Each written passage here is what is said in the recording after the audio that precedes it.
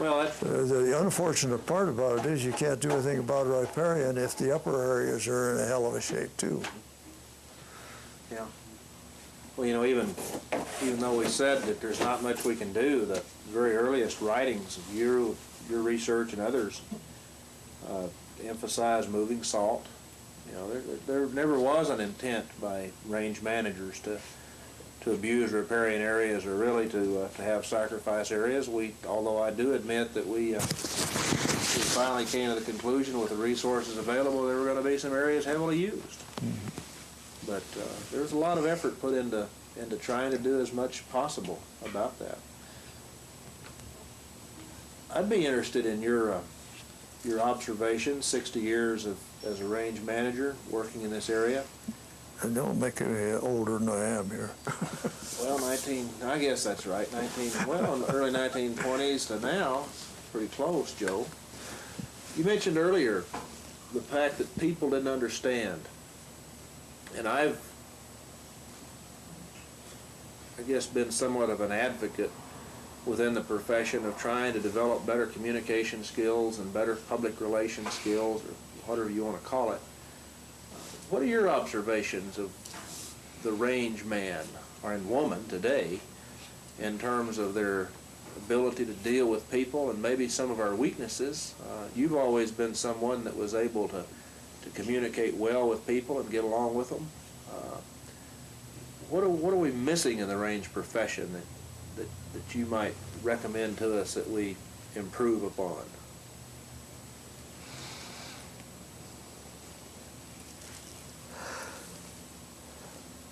I wish I had the intimacy of knowledge in the last 10 to 15 years of what is taking place and how things are done, but I don't.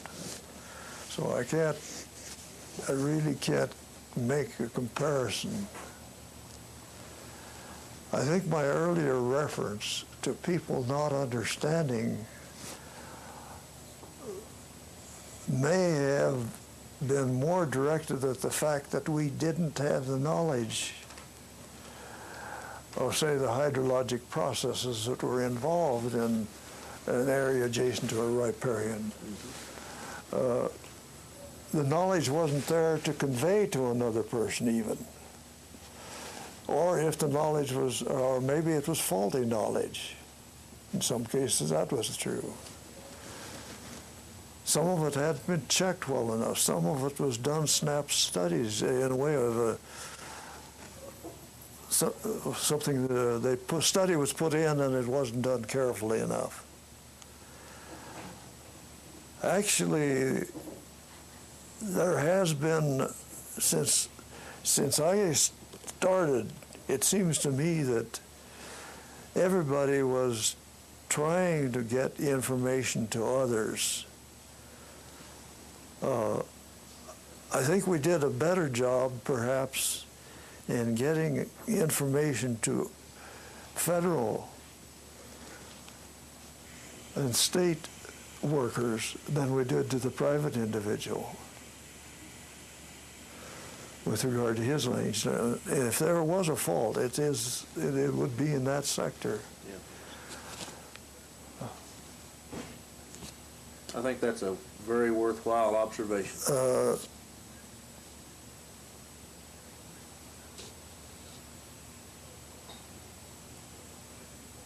As I say, that's really a pretty hard one because I don't know, I don't have a basis for evaluating present procedures. What do you think? There's an awful lot of effort now being focused on information retrieval and the use of computers to sell the information. Of course, I still say there's nothing beats a man getting out on the ground and working with another man. Cooperation was one of the best ways we had of getting things understood. And a high percentage of our early studies involved cooperation with, say, the National Forest Systems or with stockmen, as in the case of the Fremont County Burning Study, which started in '32. And then when they saw what had taken place. They were our best salesmen. We didn't need to sell.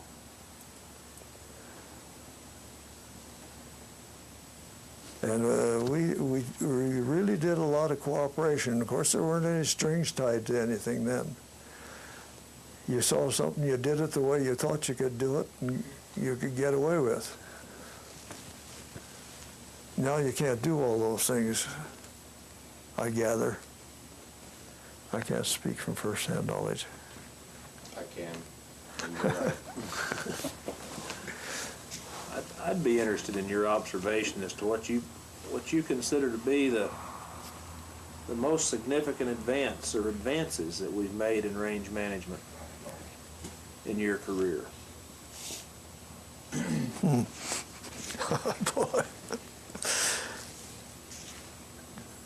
You should have started with that one. Well, I didn't think of it in time.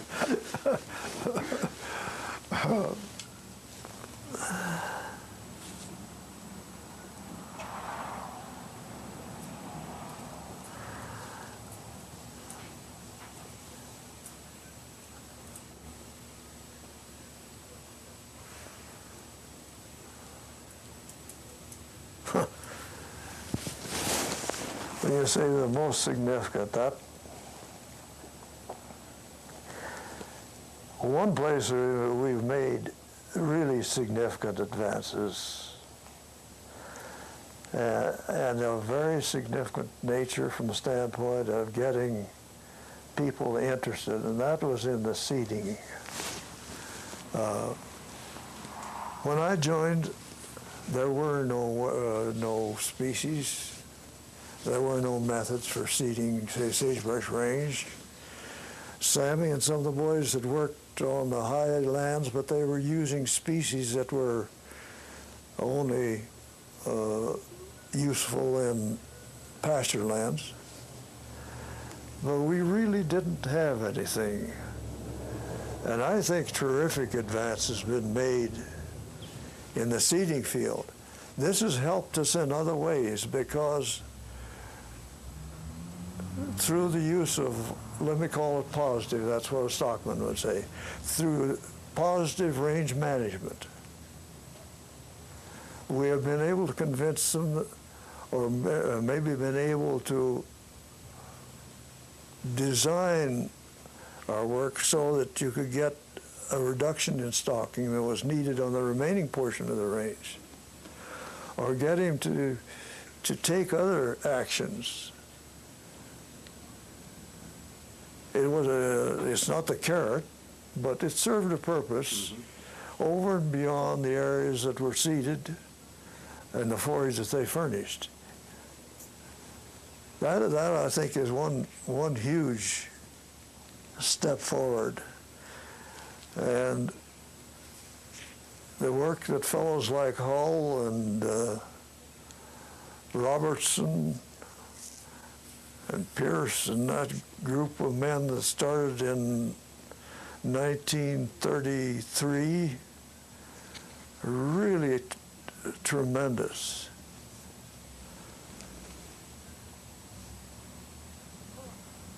I think we have a better understanding of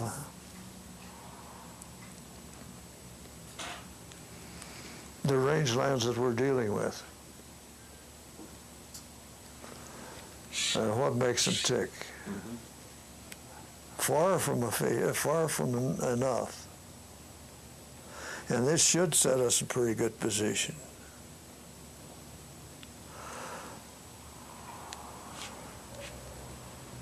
I think we understand the things now a little better. In fact, the matter is we have an understanding that we didn't have of the place of certain vegetation and where we had to control it. Sagebrush is an example, but mesquite, and you could run through a whole series. And at the same time, we began to find some limitations on those same practices. We got carried away for a period of time. I'm confident on juniper control we did. We did on sagebrush control.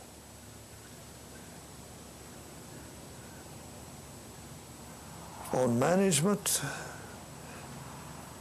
livestock management, I think we've come quite a ways. I don't know that we're any farther ahead in systems. Maybe we can't be, because I think a system has to be tailored to a piece of land. It has to be tailored to an operation.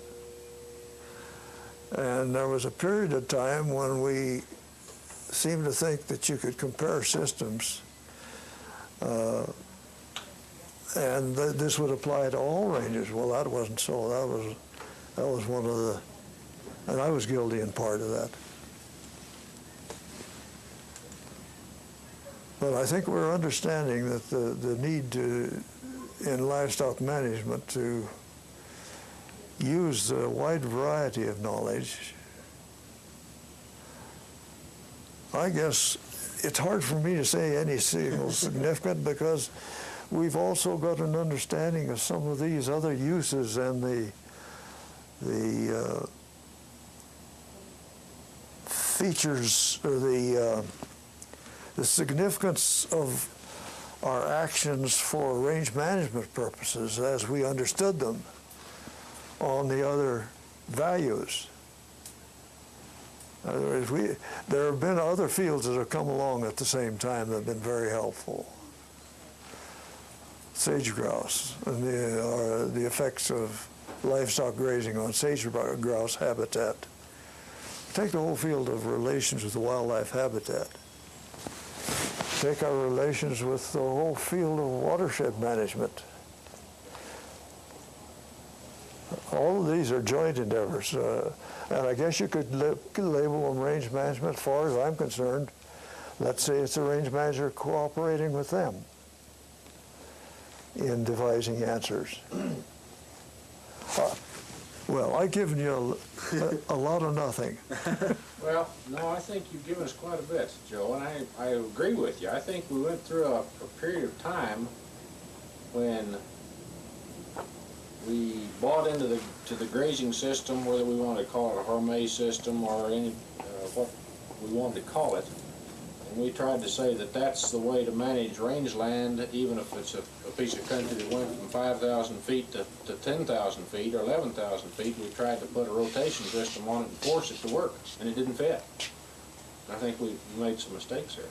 Yeah. I guess I'd like to hear you comment on the weaknesses now. You talked about some of the strengths and some of the progress we've made. What are some of the weaknesses that you can still see? Oh boy. I didn't promise you this was going to be easy. No, and I can't remember the fee that was put in the contract either. Of the fee that you get today. See, it's worth it.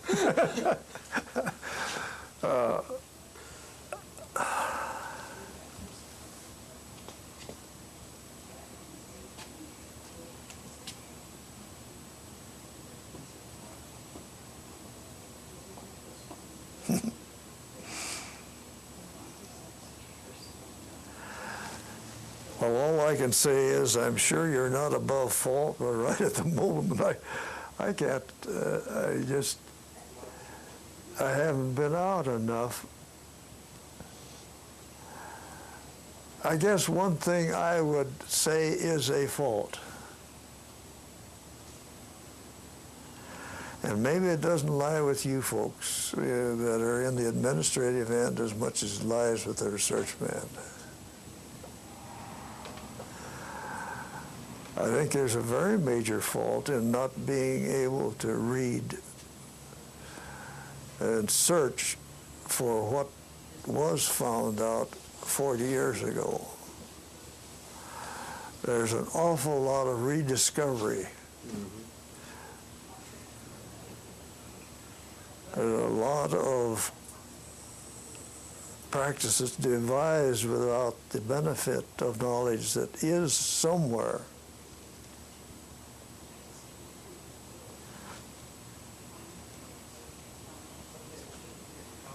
Phil, it seems And- to me that one of the major faults is something that we talked about before fee came, and that is that 30 years ago, you were talking in terms of range management being managing the vegetation and the ecosystem, and livestock may be a beneficiary of that, water quality may be a beneficiary of that, wildlife habitat, but you were talking that way 30 years ago, and we're just now starting to get serious about trying to put that into practice. 30 years. And to me, that's a tremendous fault. It's taken us that long to come from where you were 30 years ago to where we are just now starting to revise the Forest Service manual to address the issue of range management being one of total vegetation management and not just livestock. It took us 30 years. That's not a very good comment. I think this is in part what I just referred to, the failure to know what information was available. Regardless of where it came from. I'd like to take off on Ray's question, and I'm sure there's one or more things that you sometime in your career wanted to do, research in particular, or maybe as the leader of the society, that didn't get done. And that you, There's a whole pack you of those. believe that still needs to be done. And there's some young researcher out there, there's some young person that's coming up to the Society for Range Management that might be their anchor of what they could contribute. What would be your wishes if you could go back and suddenly be active again? What would you do? What would be your effort?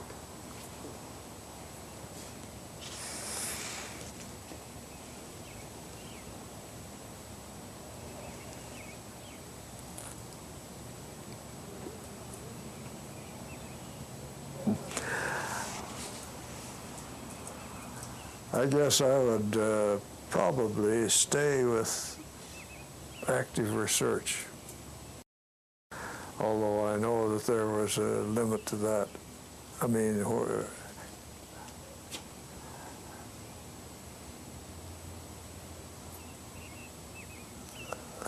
I guess, well, heck, I don't know, that isn't right either. I found a challenge not only in active research, but in what I later got into in research administration, because I began to find just as much challenge from trying to stimulate young scientists into doing their job better, or going back and getting additional training, or getting their sites broadened, or something along the line. To me, this was one of the most satisfying things that I did, and at both the Southeastern at this time, when I returned to this station, I probably understood all of the work that was going there better than anybody else, because I found it such a stimulating thing to go out and work with the young people. So to say that I would have stayed with research would have been that I had stayed with research not knowing what I was missing in research administration. I've also found it quite stimulating to deal with the various groups that we were providing the research to. And I always found it very, very helpful to work with stockmen's groups and find out what their problems were, or their needs were. And from the very start, you see, the location I was put in, my contacts were primarily with non-national forest people. because my constituents at the sheep station were SCS and BLM. And I knew more BLM people, I think, than I did Forest Service people for a while. But I enjoyed working with those groups.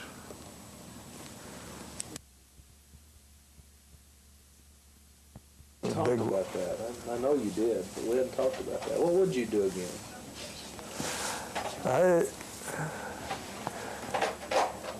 The international thing bothers me because we have invested a terrific amount of money in training of people, only to have those people return home, and after their capabilities were found, they were promptly put in some other position and not range. Yep. There must be hundreds of those. When I went back in '54, I was sent by FOA at that time, Foreign Operations Administration, to review the range and livestock programs in all of the Middle Eastern countries. And we went as a team.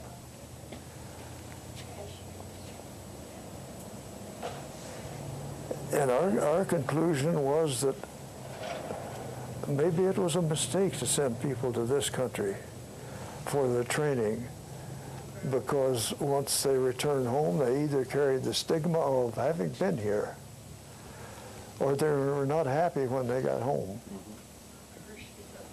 And sometimes they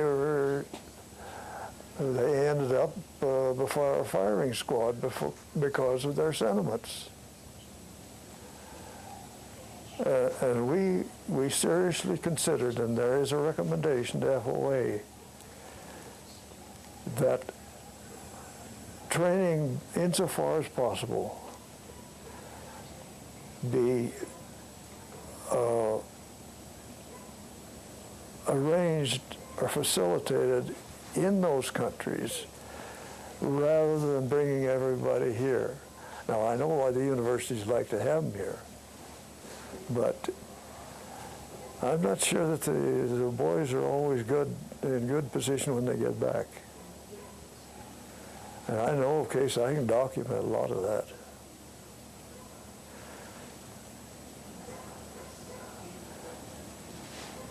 We can do a lot of good in those countries, but will it persist in the instability that there is? Today, Somalia is fairly stable. Mm-hmm. Tomorrow it'll blow up. That's the type of country that it is. Kenya looks pretty good right now. Kenya can blow up in a minute.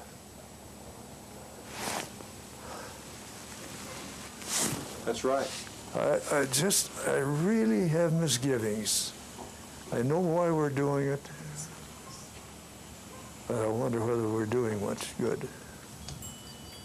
Well, I have similar concerns, and I think we forget some of our own history, maybe, and that this country has a long-standing tradition of free public education. And then in 1862, we began the tradition of the land-grant universities of being able to provide college educations to almost anyone that wanted to go. And so as we've developed the agricultural experiment stations and Forest Service, Soil Conservation Service, and Extension Service, and all the other organizations, we've always dealt with uneducated people. And that's not necessarily what these young men and women that that have come over here for training go back to. They go back to a hard life. And one of the reasons that they so eagerly pursue education is to get out of the hard life. And so it's, I sure hear you. I don't know what to do about it, but there's an infrastructure that's missing in a lot of foreign countries. Oh, yeah. that tend to perpetuate the way things are, and the way things are is very negative. I wish I could recall the name of the extension man in Pakistan that I traveled with a little bit. and we were talking about the programs. He was finishing his tour. And he said, you know, if I was to staff the foreign assistance work in Pakistan, I think I would recommend getting a bunch of the early extension agents that had retired and could only recall that they were working at a time when there were no tractors, there was no electricity, where you did everything by hand practically. And then I'd start from that basis, get them to start from that basis. But here we are imposing on them a technology that is the same technology that we have employed in our country so successfully. And they don't know the first rudiments of that. And you've got to get back to talking to those people at the same level that they are working at. I think he was an extension agent from Canada, I'm not sure. There were several of those, but I was impressed with him. He's a very wise person.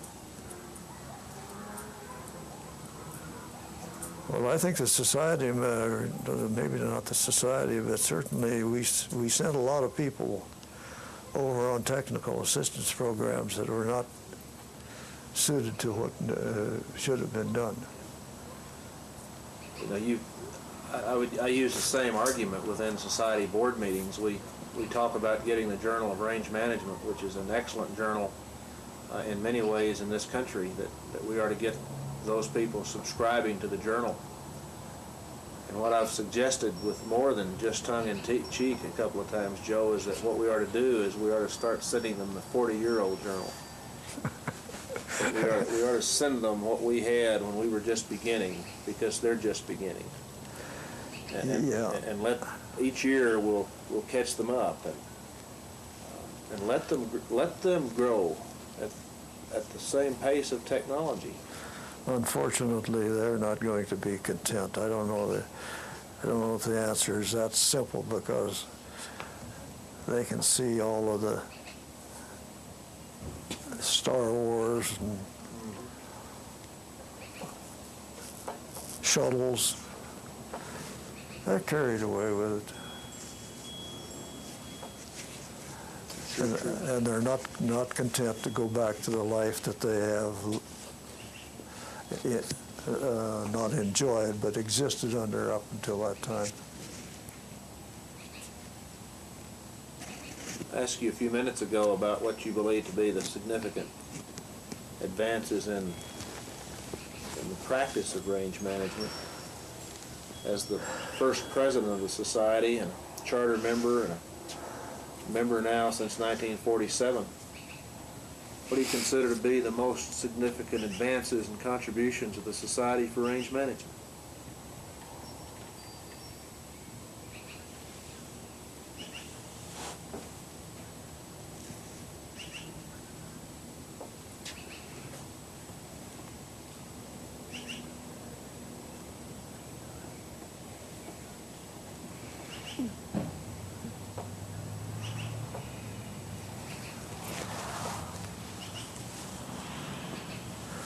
The most significant, that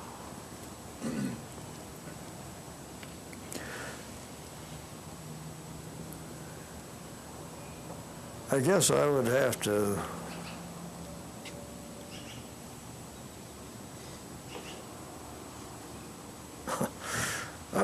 say that we still got a good viable organization when people didn't think we were going to be able to keep one going. I think we certainly got an organization that is making an impact on the younger people, which is a place we ought to be working. We have compiled and made available for those who will want to read a tremendous storehouse of range manager of scientific literature that a person will have to read and evaluate. You just can't read.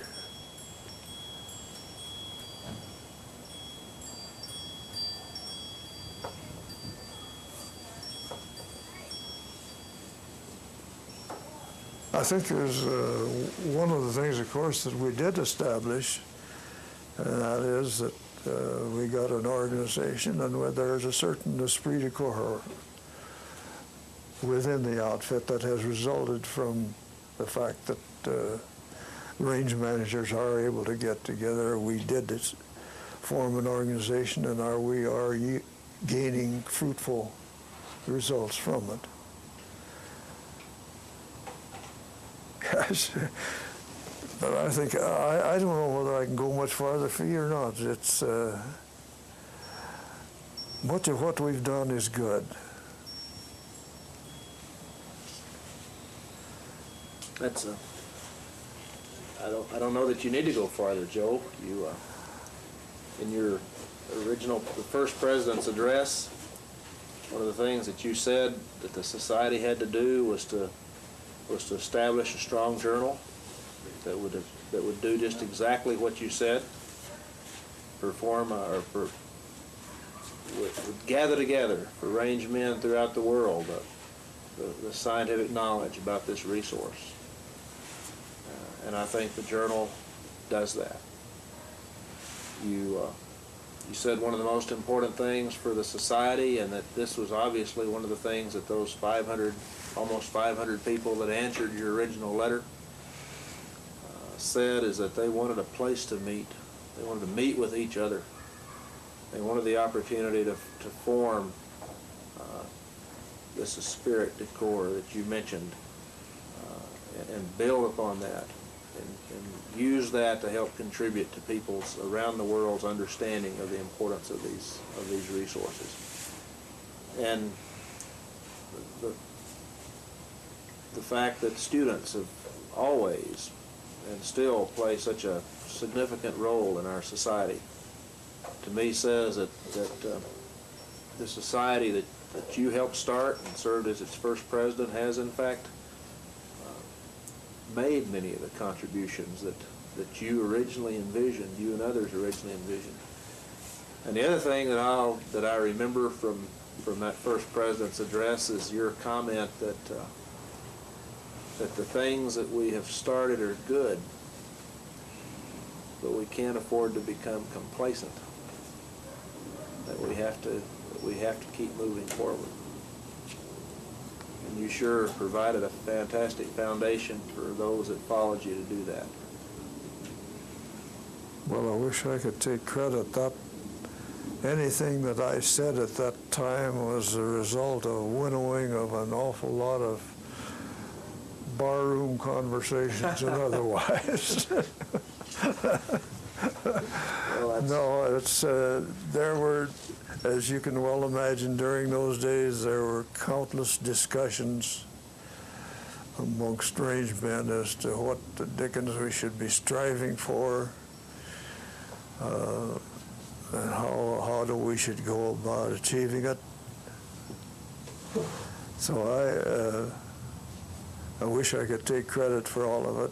I told my wife, my ego showed at that moment. I reread my Crossroads speech the other day. I said, you know, that's one of the best ones I ever wrote.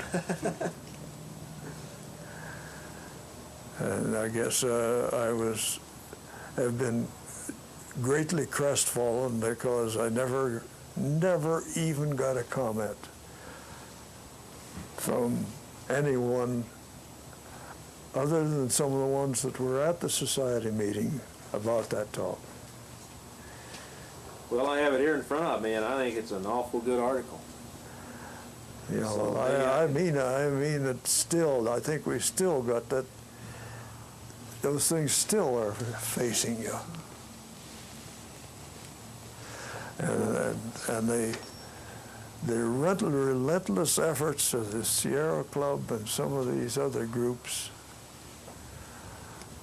is something that the society really needs to gird themselves for and try to You'll never change these folks. But at least maybe you can get some information out that will let others know that the Sierra Club doesn't always have the best information. On that line, Joe, I worked for a while at Gray Towers on the estate of Gifford Pinchot.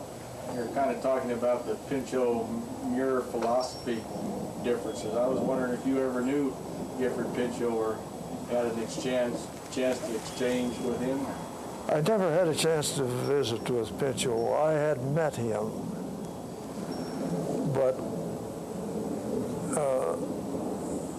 I didn't get back to Washington much during the few years he remained alive. So I really didn't know him all that well, except by hearsay.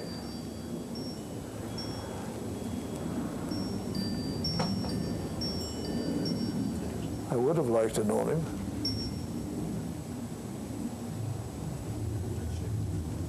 Enjoy listening.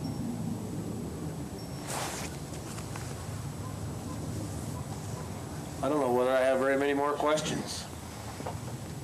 I guess. Well, I don't know whether I have very many more answers. Well, at a time like this, I'm oftentimes told that the final question should be: is there anything that we didn't ask you to talk about today that you want to say?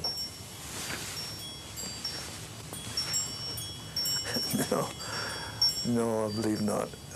I believe if there is, I don't know right at the moment what it would be. Well, it's been a wonderful. This has been a very, all I know is that whether you want to make it 60 or not, it's a very pleasant 60. If I was to have to choose a career again, I think I'd take the same one I had. I'm not sure that my wife would go with that, but Joe, some of the things that you apparently said, and I'll have to admit, I have not read it, but apparently some of the things that you said in your first president's address are just as applicable today as they were then. Yeah. From what some of the things that Pete mentions here that you covered in your address, they're just as. It was very rewarding for me to have an opportunity, knowing that we were going to do this, to sit down with all those range journals and Xerox them out and sit in my office and read them and study them. As Ray just said, the challenges that we face today are so similar to what you faced, yet you oftentimes wonder if we've done anything. And yet you then look at the track record of all the things that have happened, and particularly the question about comparing how the range looks today with how it looked in the 1930s. And you know that we've made tremendous progress and made tremendous contributions. And yet that may be the strength of the society, is that the nature of the land resource that we deal with, and the fact that there's so few people that know the land, fewer today than there were in the 30s, but not everybody in the 30s was on the land. That the challenges we still face are those of working with the public and dealing with the public and helping. I think there has been some shift in the public that we are dealing with. At the time the society was formed, I don't like to use the word adversary, but I'll use it. Our adversaries at that time were the users, the timbermen, the cattlemen, the sheepmen, the water users. Our most difficult adversaries now are not those groups, but are the so-called conservation groups.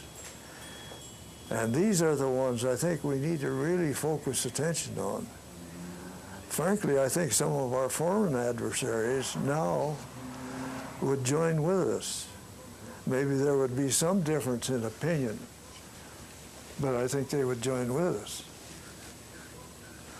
This I think has been a major change, and something that, as we've been talking, has completely escaped me until right now, that our environment is different. Vastly different.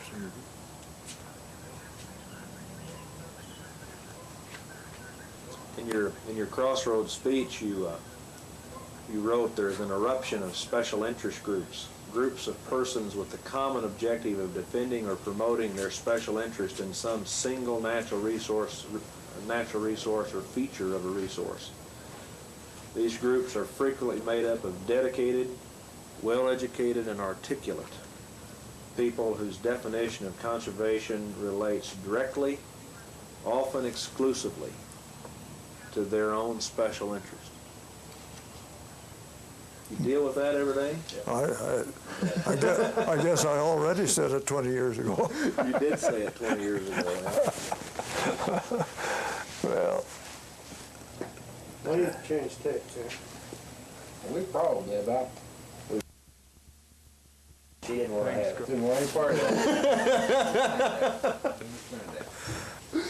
Oh, none of us do. Kurt and I'll get on out of here. Let you fellas go ahead and reminisce. I've got another commitment here later on this evening. Well, I think we ought to wrap it up. Sitting here. How can we help you load all this stuff up? Well, I wanted to take some pictures of some of these older publications, Oh, okay. and if you want to wait around a few minutes, you can help me load it. I'd be happy to. I've got nothing to do but go back up to Park City and deal with academics all night.